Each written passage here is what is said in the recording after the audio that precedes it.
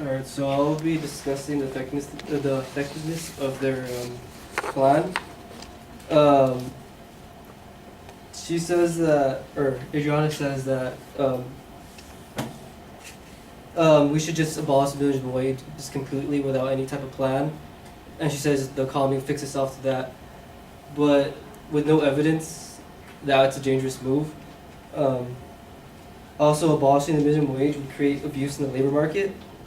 According to Joe Mercelli, the creator of Balanced Politics, he states that history shows that businesses left in check to abuse their power. Why do you think labor organizations like the Teamsters, United Auto Workers, AFL, CIO, etc. have come into existence? A tight job market, especially during recessions, gives citizens the choice of accepting the terms of business or starving. A minimum wage gives business a reasonable floor that should be paid for the labor of others, whether skilled or unskilled.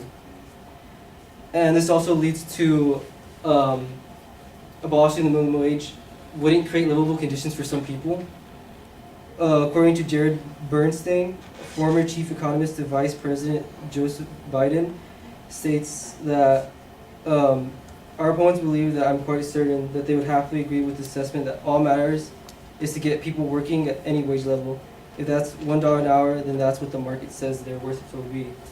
And obviously $1 an hour or even $3 an hour to $4 an hour wouldn't be able to withstand anybody's living conditions. Abolishing the minimum wage would also create an economy where workers are easily replaceable. According to Joe Mercelli, he states that many adults trying to make a living are forced to work minimum wage jobs. If you take away the government mandated minimum wage, companies will often be able to hire teenagers for a fraction of the price. A business isn't going to pay $5.15 or $7 to an adult factory worker, but it can pay $3.50 to a high school student who likely do the job as well. This also leads to unstable job security. According to George Root from Cron, he explains that during a weak economy, workers in minimum wage jobs benefit because they tend to be at the lower end of the pay scale. According to economist Lisa Scherzer in the Smart Money article, winners and losers of the minimum wage hike, part-time workers making minimum wage would be given full-time job opportunities to help save an employer the cost of hiring and training new employees. The Minimum Wage Act acts also as an incentive for people to look for work. So, if we were to just abolish the minimum wage, a lot of jobs wouldn't be paying as high, and it would cause a lot of people not to look for work due to the low prices of labor. According to George Root, he states that the Organization for Economic Cooperation and Development reports that a minimum wage offers an incentive for unskilled and unemployed workers to find employment.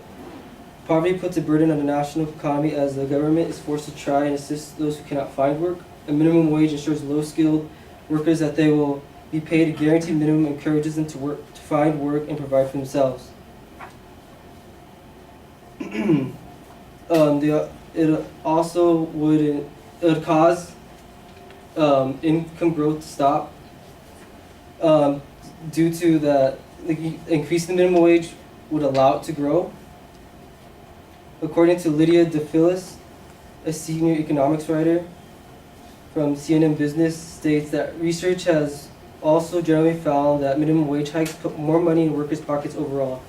Another study out last month from two Census Bureau economics found that based on previous minimum wage increases, a 10% hike would raise income growth for workers in the bottom quarter of wage earners by 10%, even including any possible reduction in hours.